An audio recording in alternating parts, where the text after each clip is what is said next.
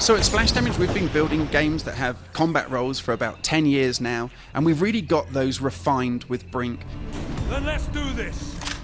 Brink features 4 combat roles. You have the soldier, who's the all-out assault class. He carries a number of different grenades, gets like Kevlar armor, gets heavy explosive charges, satchel charges, those kinds of crazy things that lets him just be this real destruction force. You could play operative, which is the stealthy, sneaky guy. Disguise yourself as the enemy. Attempting disguise. Disguise successful. Sneak around behind enemy lines, capturing command posts and generally causing mischief. You could play as an engineer. You know, as an engineer in that kind of supporting role, you can be deploying defense turrets, planting landmines, capturing command posts, constructing and repairing objectives on the battlefield to help your team move forward. And finally, we have the medic. And the medic is really all about supporting your teammates and being the kind of hero on the battlefield. Here's a revive syringe! Throwing syringes out to people so they can revive themselves. We wanted AI in the game that could function autonomously. If you left the game, they would just fight each other and carry on playing for hours and hours. So if you're playing without an internet connection at home, just on your own in what you'd call traditional single player, you still have that kind of rewarding, big, arcing narrative with cinematics for both the security and the resistance, depending on which faction that you're fighting for. But the AI that you're playing against is essentially playing like the people you're going to play against and with when you play co-op or versus later. And as you're leveling up, the AI will start to use those same abilities. So by about level 3, you'll start getting flashbanged by the AI before they run into a room. You can have up to 7 friends join you in co-op at any time with full drop in and out support. If they leave, AI will just fall back in behind and make sure the team gets filled out again. And you could play through the whole story campaign, continuously alternating between playing on your own, playing invite only, playing with friends, playing cooperatively, or playing versus, and then back to single player as you choose at any time you like. One of the things we've developed for Brink that we're really proud of is this kind of advanced mission system.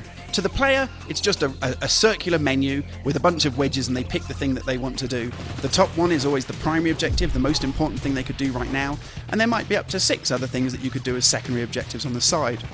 But what's really clever about this system is it takes into account your combat role on the battlefield, your location, the status of all of the objectives, what your teammates are doing, and which items and tools and gadgets you've brought with you that you've bought as part of your leveling up process. On my way to our common folk! When you're playing with AI, they use exactly the same mission system as humans. So when humans take a mission to revive you because you're incapacitated because somebody shot you in the chest, an AI uses the same mission to decide whether or not to come and revive you, or whether it's a higher priority to give health to the engineer who's trying to repair the crane at that moment. The AI and the humans use exactly the same mission system, and because of that, the sense of coordination and communication is exactly the same. We have context-sensitive automated communications. Literally all it means is, if you're a medic, you're going to hear people shouting for you. All of that communication is completely automatic and it's always contextual. Everything you hear in the game, whether it's from your teammates, from the enemy, or from the high command, is actually commentary real time on what's happening in that instant. So the idea behind challenges really were to find a way to kind of challenge players in interesting areas of the game's gameplay that are quite different from other shooters.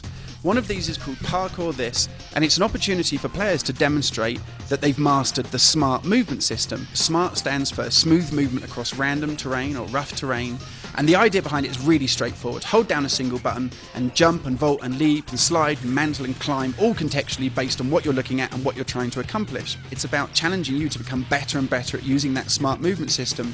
And what we found is that every journalist who did Parkour This then went back into a mission were all over the place, pulling off all kinds of cool moves and stuff, you know, sprinting out and sliding out from behind cover with their guns blazing and doing wall hops and getting to locations that they didn't realise would otherwise have been accessible.